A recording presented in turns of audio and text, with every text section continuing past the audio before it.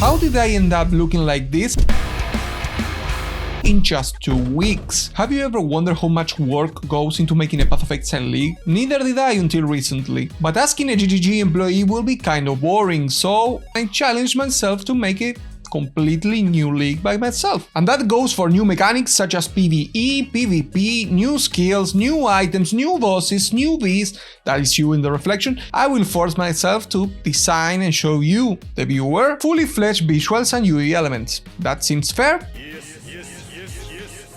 Great. And in return, I will ask you to do something for me. If you enjoy this league concept, leave a comment. If you don't, leave a comment. Don't we love algorithms? So I present to you Path of Exile Conflict. But first, let's roll the trailer.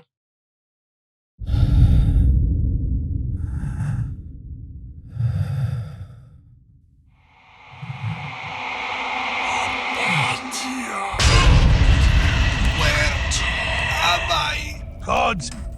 Seems like those pricks were not lying. You are cursed with the unrotting flesh, the never dying. I was there. Then. And then here you are, once again. Grab a sword. Someone might want to see you on the courtyard. The immortal warrior. Welcome back to the fields of conquest. Are you ready to go out there once more? Once more? Interesting. Seems like your memory dies with you on every skirmish. If knowledge is what you seek, place a hand on that effigy. Everything will be cleared, but we warned. Others have tried and gone mad from what they've seen.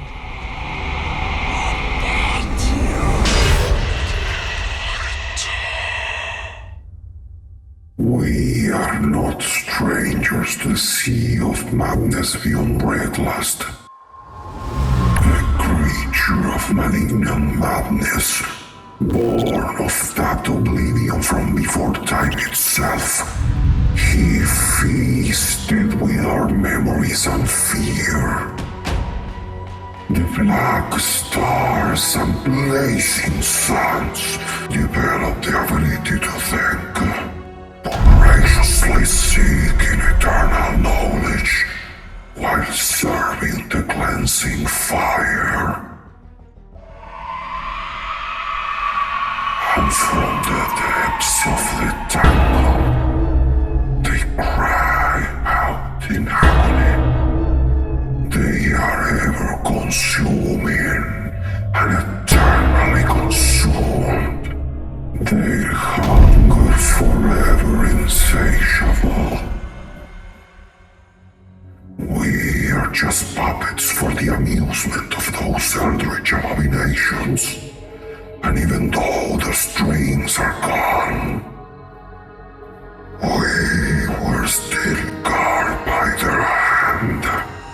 I can feel the cosmic forces shaping the will of the people of Recklast. Once more, they give us courage to fight the endless horrors. But what is courage, if not another reason to become a martyr between rivers of blood? And what is blood, if not a statement that we are living? But you, cursed with the unrotting flesh, can maybe be the key to break this wretched wheel of fate. Maybe you can put an end to this conflict.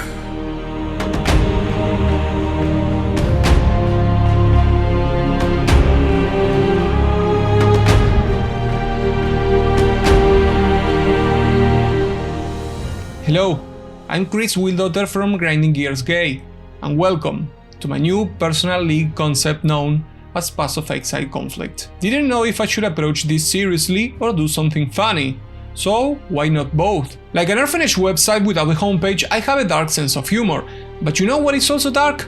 Reclast, which is a shit show once again. While traveling through the continent, you will eventually hear some drums playing in the distance. Follow the rhythm and soon enough you will be met with enraged creatures from unknown origins. If enough monsters are defeated in one area, you will be deemed worthy of passage to the Fields of Conquest, and a portal will appear before you. On your first entry, you will find yourself lying down on the floor of a cell, with no recollection of what has happened. The guard though is quite surprised that you are back in the land of the living, and tells you to go meet Vegan at the Arm Square. He will meet you there and soon after both will stand before a mysterious silhouette, who calls himself by the name of Ashtari, once leader and now only survivor of the Zenith Conclave, a group of entities devoted to contain the Blind Malformation, a formless mass of monsters intertwined within themselves that travel the cosmos without apparent purpose, consuming all that is living to grow endlessly. Those monsters you fought before entering the portal were some of its offspring. The Zenith Conclave Ashtari Brethren have sealed this entity within their mortal flesh, which grant them immortality, but all which is granted have a cost, and after thousands of years, their minds start giving into corruption. They were consumed by the beast in body and soul, except for one. Or at least that's what we were told. Says Conan. Ashtari wants to reveal the conclave once more, but doing so requires strength. For some, unconventional, and for others maybe genocidal. He opens temporary portals directly into the Blind Malformation domains all over the galaxy. Only those who can defend themselves have a chance to join his vanguard. The ones that cannot, well, collateral damage for the greater good. Path of Exile Conflict will be the first league ever to incorporate both PvE as well as PvP content, each with its own path of progression in terms of crafting and looting. In order to ascend and be part of the Zenith, you will have to prove your worth. If you choose to do it by fighting other candidates in the Field of Conquest, you will speak to Pitrankova in the Ascension Barracks. This will be PvP content. If you choose to face head-on the Eldritch Abominations with the Vanguard, you will have to speak with Rigolos in the Tartarus Pits. This will be PvE content, and from here on out things get wild. We had Path of Exile Tower Defense, we had Path of Exile Roguelike, we had Path of Exile Reddit Wars, and we even got Path of Exile TFT. Now I present to you Path of Exile MOBA.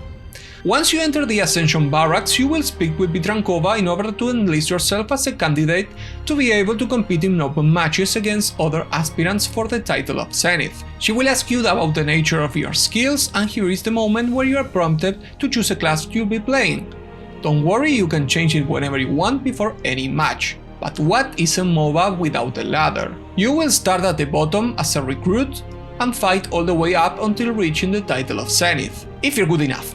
That is. Your journey throughout every single division will be accompanied by special rewards, more on that later. The divisions will be Recruit, Contender, Envoy, Herald, and finally Zenith in that order. Now, let's see how a match is played. Similar to the Royal event or any other MOBA, each match is a clean start and you will be playing with the class you were registered at the Ascension Barracks. All your skills, gear, and passive tree will be as useful as Anna Frank's drum kit. We reserve all that juice for the PvE talk later. Path of Exile is already a very complex game and I have nothing to prove, so in order to flatten the difficulty curve, I've decided to go with the map layout that most people are familiar with if they played any MOBA before. The map will be divided symmetrically in half, the Conclave at the bottom left and the Voidborn at the top right. From your base, units will periodically spawn from 3 different lanes to help you and your teammates push into the other side. All terrain that is not a lane or a base will be known as the outskirts, and they will be inhabited by different rare monsters. Use this zone to farm gold, forge mysterious items, flank enemy players, or complete secondary objectives to boost your team and secure a win. More on that later. Every lane will be protected by 3 outposts. The first 2 can be conquered to gain more ground, similar to capturing the flag. The last one in each lane cannot and will be permanently destroyed. Your objective is to destroy the enemy's portal located on the opposite side of the map while simultaneously protecting yours. We'll go back to the map shortly, but first let's analyze the player's interface. On one hand we have the skills located here. Your player will have 1 aura slot, which works as a passive effect, and 4 active skill slots. The first 2 are for damaging abilities, The third one is for traveling skills, and the last one is for utility. Right now some of them are grayed out, but that's just because we haven't spent any points in them. Here we are at level 2, but you will start at level 1 with one available skill point to spend right away, and you will gain an additional one per character level like any other MOBA. What is not like any MOBA is this. The first time you assign a level to an empty skill slot, you will be asked to select between 3 different options. These are randomly generated from the pool that correspond to your class and the nature of that slot. These, for example, are for the Witch class, and for those who may feel unlucky, there is a reroll button on the top. You have 3 rerolls, and be aware that it is shared between all skill choices. So, if you are aiming for other specific abilities in your kit, you may want to save them. Also, it's important to know that any skill you select will be logged for the entire match. Once you have your desired skill active on your action bar, every additional point spent on it will raise its space level like in normal Path of Exile. It will scale differently though. Also, every class starts with a different aura, which starts with Clarity, while the Marauder may have Vitality instead. You can change your class passives later in the Weapon Master shop. Let's talk about that. Here is the main shop, where you can spend all your gold to increase your character's power. Gold is the main resource within the match and is earned by killing lane units, monsters on the outskirts, other players, and also by conquering outposts while pushing lanes. There are several ways to spend your gold. You can add sockets to your skills like they work on Path of Exile 2, and all sockets will be white, so you don't have to worry about colors. You can buy support gems to put into those sockets, as well as the ability to change your passive skills by using different aura gems. Maybe Clarity works well for early poke, but once you start hitting hard, you should change to something like Zealotry or Hatred. We have vision totems over here that help you reveal and scout different parts of the map, potions to help you sustain lane, and finally basic and unique items which grant different stats to your character. There are almost 150 items in the shop right now. Basic items are saved in these slots on your inventory to grant certain bonuses that are generic and can be stacked, but also they can be combined to create powerful and interesting uniques. Like this one, for example, called Hood of the Mindfulness, which is a caster item designed around mana stacking and regeneration. They will occupy your inventory in the unique slots right here, and both unique items as well as basic ones can be vendored to receive some gold in return. Now let's go back to the map to explain other mechanics. Deep within the outskirts you will find Arlie and Garly, the Armor Smith brothers. They don't get along too well, so you will find them on the opposite sides of your map. By gathering bone and leather from monsters in the area, they are able to craft powerful items called Soulstone, if you have the coin, obviously. Soulstones can be modified infinitely, but they cannot be sold, and each character can only equip one. Blacksmithing works similar to Rogue from Expedition. Random mods will be offered to alter your Soulstone. You can craft them or just skip them if that's your choice, both having a cost. As any gamble, this is a double-edged sword. Some may like the comfort zone of the main shop items, while others may burn some gold for the chance to craft the perfect item, or get f***ed. Besides the win condition of destroying your enemy's portal, there are also 2 important events in every match that could tilt the balance in your favor if done successfully. One of those is the Rift of Corruption located here. At the 10-minute mark, a ritual to summon an abomination from the malformation will be completed. If you manage to slay the beast, all your pushing units will gain a random mod for 5 minutes, until the ritual is attempted once again. It could give cast speed to ranged units, crit chance to melee units, and even the chance to chill with hits. But this is not the only objective nor the most important one. One which is way more difficult and may require the help of all your teammates is the Altar of Ascension. The avatar of Ashtari will spawn at the 20-minute mark to challenge all candidates for the title of Zenith. If you are able to defeat him, your team will be ascended.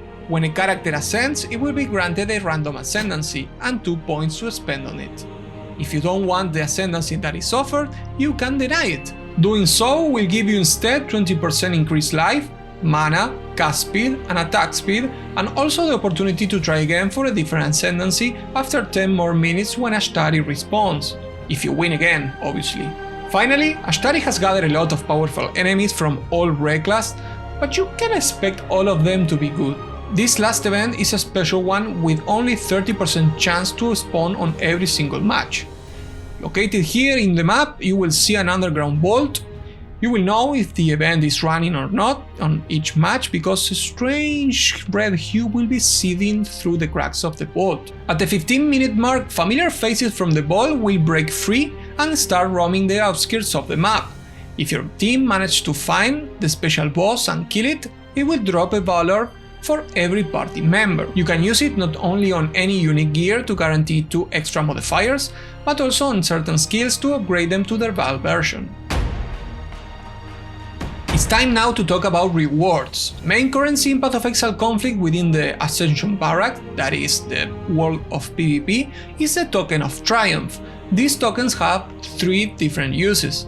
For one, you can right-click them to access the Ascension Barracks directly from any town or hideout. Secondly, they are used as entry tickets to participate in every single match. When a match is created, all tokens are added to a pool and the winning team takes it all. The amount of tokens each player receives is based on the contribution to their team. That is measured by gold earned, KDA, and the amount of outposts conquered. Pitrankova will give you your first lesser tokens when started as a recruit to kick things off, and there will be 3 different tiers of tokens based on your position in the ladder. Recruits and contenders will gain lesser tokens, envoys and heralds will gain greater tokens, and Zenith will be the only one to receive grand tokens as they are extremely powerful. Powerful in which sense? Well, token not only works as entry tickets. If you take them to the Forge of Divinity on the Ascension Barracks, they can be used as catalysts to craft special gear that will be used outside of PvP. Different tiers of token buy different tiers of crafting options, the same way as Lifeforce do in the Horticrafting station from Harvest. Typical add or exchange modifiers such as resistances, for example, will require lesser tokens. Same with things like reroll values or reforge modifiers. Then we have greater tokens which do more interesting things, such as, for example, downgrade the item level of a rare item by 10 levels, or maybe you want to upgrade it by 10 levels. This will definitely be useful to target certain prefixes and suffixes that are locked behind specific item levels. Then we have this one that removes all modifiers on an item except for one. Similar to multiple annulments, but half the pain. Or this one that upgrades a random modifier by 1 level while downgrading another modifier by the same amount. Maybe some things are more valuable than others. This doesn't work with suffixes or prefixes cannot be changed, as that will be kinda broken. Finally, we have grand token crafting, which goes a little wild.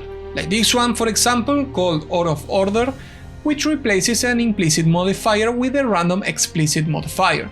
The catch is that it will make your item only able to roll up to 2 prefixes and 2 suffixes. That means that I can move that life roll into the implicits now, and I can roll life again as a prefix to get almost 200 life with some catalyst on the ring. Maybe you want to make 50% conversion gloves or 70% movement speed boots. That would be kind of insane if you're willing to pay the price. It's very important to know that both the gear crafted at the Ascension Barracks as well as the tokens of Ascension are fully tradable. That means it's up to you if you want to make money by just playing and winning games and selling the tokens on the market, or you just want to engage in the construction of powerful items to put yourself on the market. Hey you!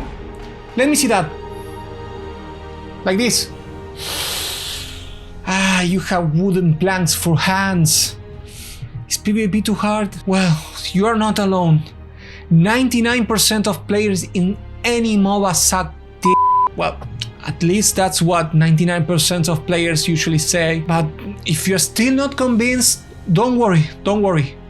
Path of Exile Conflict will also come with the full PvE experience regarding the loot fantasy, cool bosses, and unique items any neckbeard may want. While exploring the Atlas, you will follow the rhythm of the drums to encounter the first wave of monsters as mentioned at the beginning of the video. If you manage to slay them, you will have the option to keep following the sound until reaching the rift from where they came, or go the opposite side to stop the event immediately. Based on the map tier, there are certain amounts of waves until reaching the rift, with each wave being harder than the previous one. Destroying the rift will grant you loot, tokens of Ascension, and a portal will open for you to go into the Fields of Conquest. Now, what are the uses for the tokens of Ascension?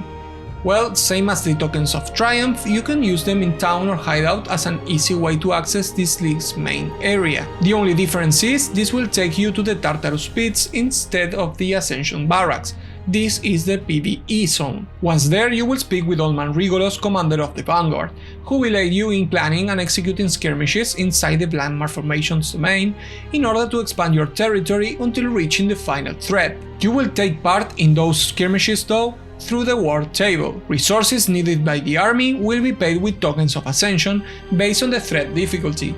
Some skirmishes, such as extraction ones, require you to defend the base against infinite hordes of monsters until the extraction teams arrives, while others may need you to go to kill a boss or push against hundreds if not thousands of abominations until reaching the rift to forever close it. And if I had the copyright power, you know which soundtrack will be perfect fit for this endless pushing carnage? If you are old enough, this will be a nostalgia finisher.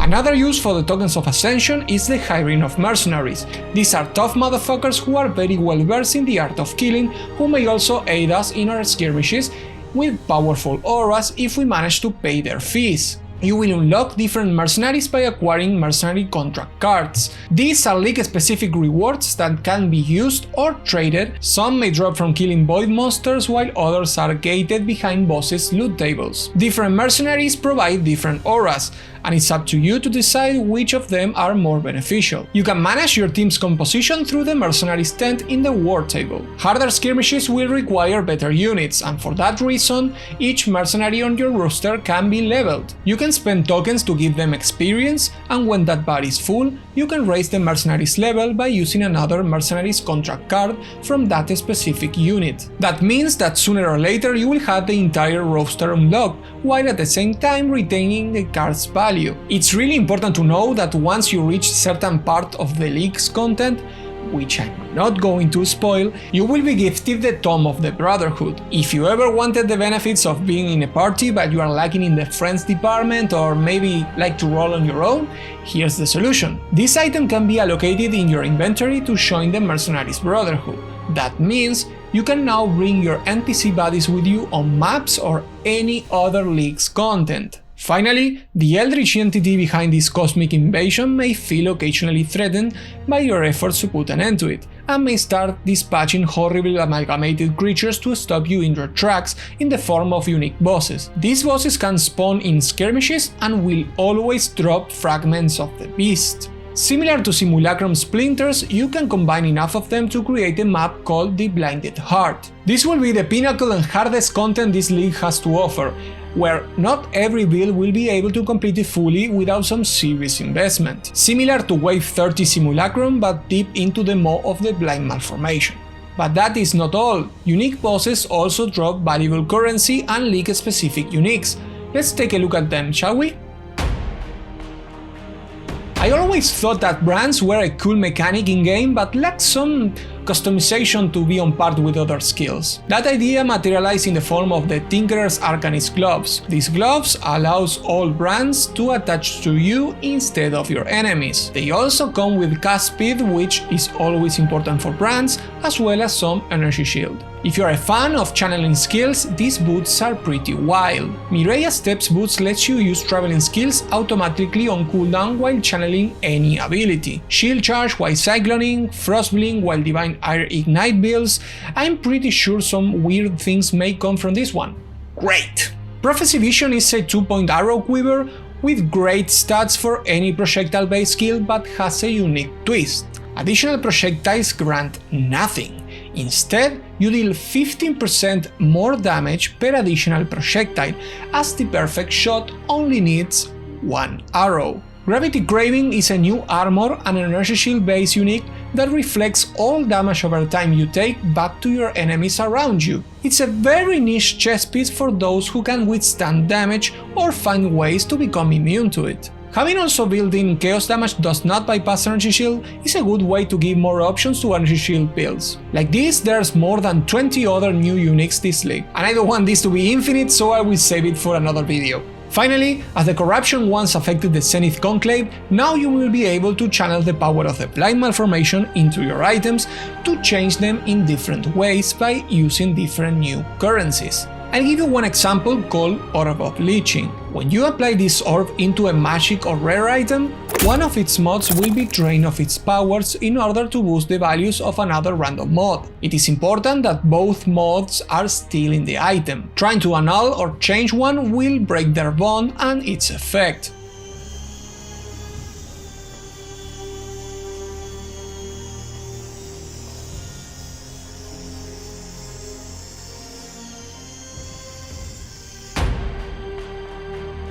We are also introducing new keystones to the passive skill tree. Mind of the Void doubles your mana pool, but any source of mana regeneration, mana gain on hit, or mana recover on kill is reversed.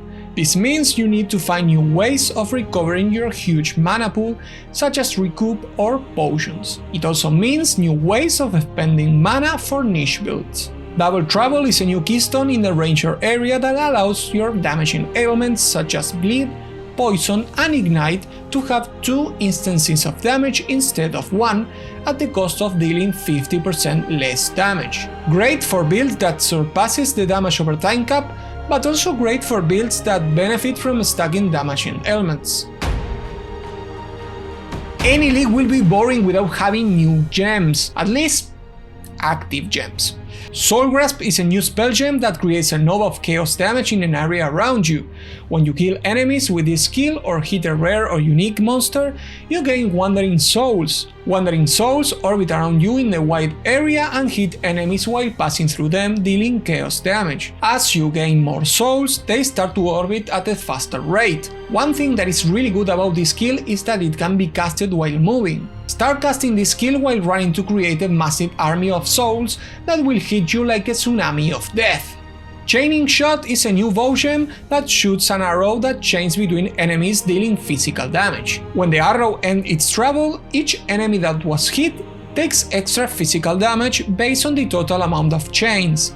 Increasing duration also increases the amount of chains.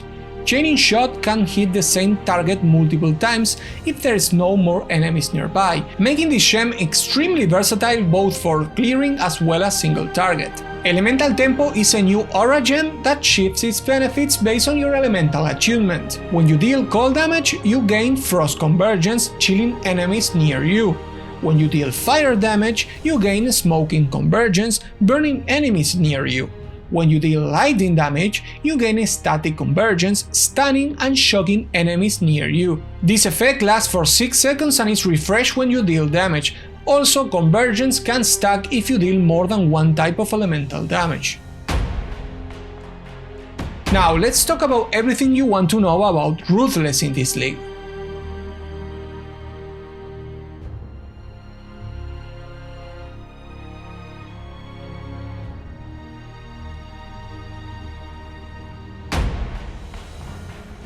It's been more than a year since the last Stash tab was released, and this wouldn't be a free-to-play game without selling some must-have microtransactions. Wait, what? Is this right? Okay, move on. If you had 3 million of these filling all your tabs, don't worry. The new Incubator Stash solves this problem. You can even incubate here your newborn baby, so you can play Path of Exile forever. And if you're wondering why it took us so long to implement this Stash tab, we forgot. Oops. We have heard a lot of community feedback in the last few years related to the ability to hide auras and character effects. We initially thought that the Invisible Aura MTX was a good solution to this demand, but this has not given players enough customization as we expected. In order to provide a better solution, we are introducing this new MTX called Invisible Mastermind. This MTX allows you to hide your auras, your character, and even your client. Now you can see the real Path of Exile. We have Currency Cyclone, we have Celestial Cyclone, we have Sharknado Cyclone, but the skill still feels very underwhelming. That is a thing of the past, as we are introducing Good Cyclone MTX. This new MTX lets you see Cyclone exactly how it was during the Legion League with the old pulverized support. As it should be. Finally, the lazy wording MTX changes all modifier text to be clear even if you are overdosed on lorazepam. Increased damage is now displayed as good damage. More damage is now displayed as better than good damage. Nearby is now somewhere in the screen, and light radius will be replaced with a mean face. Now the last thing that I had to do is thank you every single one of you that stayed all the way through the Path of Exile conflict content reveal. Making this kind of shit makes me happy as hell, so I promise you there's a lot more from... So I promise you there's a lot more coming up soon. I would recommend you to subscribe if you want to see the next one, and I hope to see you again very soon. Un abrazo.